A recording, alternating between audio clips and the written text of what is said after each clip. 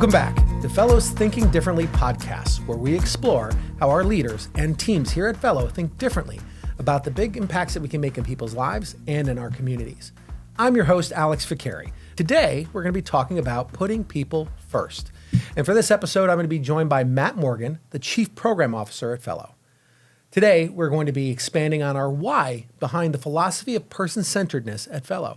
We're also going to be talking about why person-centeredness is important and what that means in our day-to-day work and decision-making, and how that truly sets us apart in our philosophy. Matt, thank you very much for joining us on the show today.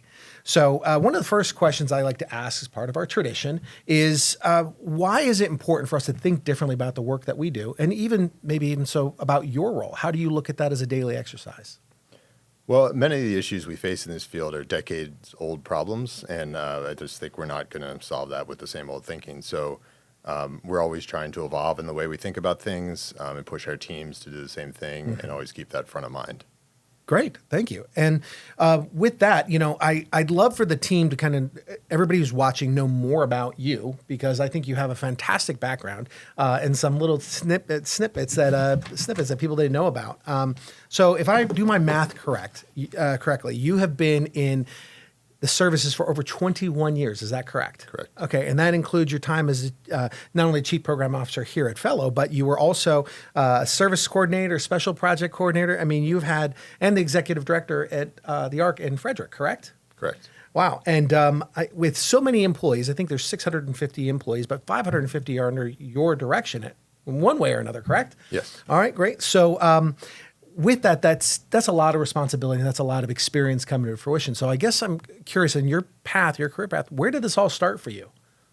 Actually, my parents actually started in this field and worked in this field for their entire career pretty much. So they met working at a provider, and so it was always sort of infused into home life and us going to events and stuff like that. So I got a perspective on it early, and then decided to go in the field myself and started out as a service coordinator, where I got a perspective of the whole field of services in Maryland in general. And then I just loved it and stuck with it. That's great. So it was like you're sitting at the dinner table, pass the mashed potatoes. Tell me about that DSP service, right? Exactly. There's snippets of conversation and stuff like that were, helpful to get a sense of what's going on. Well, yeah, and I guess why you're probably so great at your job is because it's been infused part of your family. So that's fantastic. The legacy lives on, right? That's wonderful. Well, let's talk a little bit about person-centeredness, and I want to kind of dig in deep, but can you maybe help the audience know more about what person-centeredness is and what it isn't? Well, I mean, really, it's obviously in the name, but keeping the services and what we do focused on what the person wants, really creating space for people to live the lives that they want to live. But what it's not is doing everything that someone says. So this is not necessarily a customer is always right kind of thing. We don't, right. It's not a queen for a day or whatever. We're just creating sort of space for people to be the people that they want to be, and then providing them support they need to get there. Okay. No, I love that. And I guess the question is this a new revelational idea, or has this been around forever? I mean, can you talk a little bit about the history of this concept? So the concept of self-determination, person-centeredness has been around since the 80s, early 90s, and it has evolved since then. Okay. In different ways. And so it's a constantly evolving concept, though, and so there's different takes on it. And where does Fello stand on the scale of this effort, this thought process? I mean, are we where we need to be? Is it a constant pursuit? Talk about that a little bit. Well, I personally believe that those kinds of things are always a constant pursuit, that we can always be evolving and improving. And in this field, in particular, people share, new concepts. So there's a practical side to what we do, and then there's a philosophical side. And so we're always working on evolving that and how we look at things. And so I think we do well, but I always have a high bar for us. I think that's fantastic. I mean, always working on it, always evolving. I think that's just good practice in general. Let's see, when you talk about person-centeredness, how does it relate from some of the processes and the services here at Fello? For example, just from the very first moments people start interacting with our organization, what would you say from the admissions process side can people expect? So our admissions process is fairly simple, but the idea is that it starts with a conversation with the person or the person and their family, just to get a sense of what they're looking for, who they are, that kind of thing. This is for context in this field, it's very common for the admissions process of an organization to be driven by documents. And so people are sending an application, they're sending a lot of medical documentation, and then sometimes that will go to a committee to review before they even meet the person and talk to them. So we try to stick with, let's talk to the person, let's let them tell us what they want, and then we sort of figure out what services fit around that and support that, rather than being driven by someone is applying for a specific service and here's their documentation. Can you give me an idea of what kind of some of that information might be on that documents that really help make it an easier transition?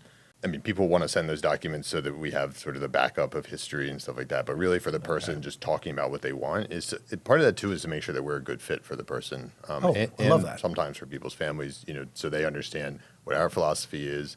So there's not going to be a conflict there. Clear communication and expectations. Yep. That's fantastic. And how would person-centeredness show up in programs like the day services or workforce development? Day services, people choose, what kind of activities they want to do. We develop personalized schedules to the extent that we're able to adhere to those for each person. And in workforce development, we don't do sort of enclaves where we have a job that we present to people and a number of people we support have the same job. We try to get each person the job that they want to get. So we look at what their interests are and then apply with them individually. So everyone's in individual employment rather than sort of a group setting. Could you maybe talk a little bit about behavioral health? Right. So we offer comprehensive behavioral health services. So typically, behavioral support services are it's a service funded by the Developmental Disabilities Administration, but it's more focused on behavior plans, and specifically just behavior, as opposed to mental health services. So we've also started to offer mental health services, such as counseling for people, either in group or in individual settings. And so what that does is provide some more holistic model of things, because it's not just about behavior, it's about really what's driving that, what's going on with the person, and acknowledging that they may need some support around that. Okay. The last program I want to talk to you about is specifically self-directed services. Can you maybe talk about that a little bit? So self-directed services are a little bit different of a model where the person actually becomes the employer. They typically hire their own staff, or they could use vendors for that service. But the support we provide is more of a back-of-the-house function. We sort of function as their finance office, payroll, and human resources, helping them with those aspects of running that. But they're the employer of record. They have their own employer identification number. They make choices about hiring and firing, and really bear the responsibility of all of that. So almost like a small provider. That's wonderful. And as I look here, that kind of opens up a whole nother topic of conversation, because we're empowering people to give them their autonomy, right, at some levels here. So I guess the question starts creeping back in my mind is that when person-centeredness, we're giving people choices that they are able to make freely if they want, whether it be good choices or bad choices. And so how do you find that balance in between somebody who wants to live their own lives and then making good choices or bad choices? Well, we try to really not be the judge of what's good and bad. It's really about what the person wants to do and us creating the support and the space for that to happen. There are times where there's certain things that, particularly with medical things that, maybe a choice would be better than another in terms of longevity or something like that. So we support people with information and, potentially kind of recommendations or reminders if they want that. I mean, some people have said, we're not going to talk about my diet anymore. I know my doctor said something about it. I don't want to talk about it, and so we're not going to. So it really is just the extent the person wants support with that stuff, we provide it. But otherwise, we try not to, be judgmental about the choices people are making. Could you give me maybe an example of what the upper limits would be, the absolutely kind of you draw the line? People can't run into oncoming traffic. That's about it. I think that's a fair one. Essentially, otherwise we can't assist people to do something that might be harmful to them or illegal. And so, but again, there's a difference between allowing someone to do something and facilitating or assisting with that. So if someone's doctor says that they're not allowed to drink alcohol because it conflicts with one of their medications, that's a choice they can still make. We're not going to get it to them and give that to them. But if they pick up a beer, we're a restraint-free organization. There's no mechanism I have to get that beer out of their hand, and so that's on them. That's a choice they made. So there's a difference between assisting with it and sort of just allowing it to happen. Okay. So, Matt, I heard everyone agrees with the concept of person-centeredness until you start talking about sex, drugs, and rock and roll. What have been some of the opportunities that have challenged you and the team? Can you maybe give us a story or an example? I remember getting a call one night from a manager who was saying, look, someone we support in a group home got on one of these apps, and there's a guy knocking on the door at like 10 o'clock at night. Oh, wow. For a date. Date, loosely. Yeah. And he said, well, what are we supposed to do? And I said, well, let them in. I mean, the person has a right to, invite people into their house. It's their space. The meds are locked up already by by statute. So there's not much they can get into. And so, people are allowed to do stuff like that. And that's, there's a little bit of risk, I think, to the organization. But we have a high tolerance for that kind of risk to allow people to, again, we're getting out of the way and they live their lives. We have to be careful not to put our perceptions or thoughts in front of, the people we serve. So they're giving that freedom. So, I think that's great. Sometimes we have support from legal guardians, parents, or someone else that kind of a surrogate almost, that has part of the decision-making process. I guess the question is, how do we as employees and team members support people to be independent while also navigating the nuances of guardianship and those legal ramifications? Well, part of that is having a true understanding of what legal guardianship is and what it isn't. And so even on the part of the legal guardian themselves, they often think that means they get to make they can force us to do something for someone, or they have a decision making. Right. Often it's them getting to make medical decisions, primarily financial decisions, but not necessarily telling us you have to do this. And so we use our in-house legal counsel to evaluate guardianships and then provide information to our teams on exactly where that authority starts and ends, and then we go from there. But it's a little bit of a balance, and often it's about helping people again understand our philosophy around things and pushing back a little bit. Yeah. So there's a lot of complexity and nuances that are involved in this, but it seems like the philosophy and ethics kind of drive the question is at the executive level. Do you feel like you spend a lot of your time navigating those nuances and as they come up, or like how do you plan for those little opportunities to grow? I think it's something that we'll have philosophical discussions about, either Jonathan, our CEO, and I, or in-house legal counsel if there's a legal component or something like that to it. But really just, and that's so that we're all on the same page. Sure. A lot of the conversations typically happen between me and my staff, working through those things. But there's always sort of a check back on, where we are with this and, what are the ramifications? Is there other aspects we could be thinking about in terms of staff education and that kind of thing? And how do you go from working with existing staff to, let's say, hiring? I mean, how do you prepare new staff, and how do you know when they're the right candidate to kind of keep that person-centeredness frame of mind and philosophy in the foreground? You can really tell talking with people pretty quickly how they speak about people, whether there's a respect level there, and whether they're truly understanding the concept of that person making decisions. They'll say little things like, I wouldn't let them, or X, Y, Z, or something. Those sort of tells. And then also we do some sort of interview questions that are situational, that allow people that there's certain types of things where people can't hide their bias in certain areas, and you can say, well, maybe philosophically this isn't the best fit. So generally people are pretty honest in those things. That's great. And so we're able, for the most part, to get a sense of where people are at with that. I think that's great that you actually you prepared, right? You're putting the people that we serve first, and you have guardrails essentially kind of to identify great candidates to bring into the to the community. Once they're onboarded as employees, what kind of trainings are available for supporting the conversation around person-centeredness?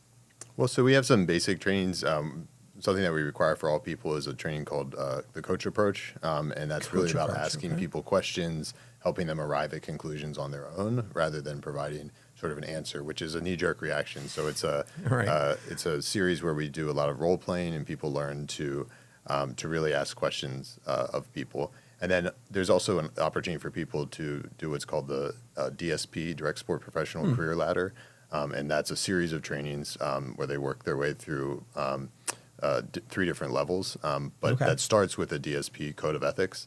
And so person-centeredness is infused throughout that code of ethics and all of those trainings. And I'm curious to know, in your opinion, what is our growing edge as an organization that we can, around supporting people that we can, I don't want to call it being competitive, but really help people live life on their terms and kind of stand apart as an organization? Like what's our edge factor? Well, I mean, I think we are always looking to expand, how involved people are in the services they receive in terms of interviewing their staff and making decisions about that. We certainly respect everyone. If someone came to us with a negative thing about their staff, that we would be responsive to that. But really on the front end of that, people are starting to interview staff and, make choices so they feel like a part of that. Right. So that's just one area, I think, where we're broadening what we can do. Okay. And as we kind of wrap up for today, and we head in that direction, I guess, what's one thing you would hope people, viewers out there, as well as, members of our team, if they were thinking about person-centeredness, what's one thing you want them to walk away with?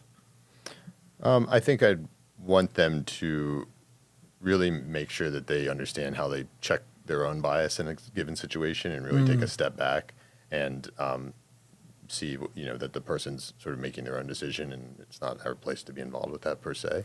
It's just our place to sort of be there to support people. Yeah. And it sounds like it's something they're going to have to work on if they're not accustomed to, but it's not a one-time instant switch you can flip so much, right? Right. It can be this, there's a tendency to be paternalistic about things in this field where people feel like, we're helping people and we're there to, guide people or help them make decisions that we believe to be good. But really, it's about stepping back from that and sort of saying, well, what does that even mean? Let's think about this differently. Yeah, that's a fantastic little takeaway. So, Matt, I want to thank you very much for spending this time on the show with us today and talking about person-centeredness. And we hope that all of you take this away and helping to understand how the lives and the people that we serve and care about so much can be impacted by this. And I hope you join us again on our next episode here at Fello, where we think differently. My name's Alex Ficari. I'm your host, and thanks for joining.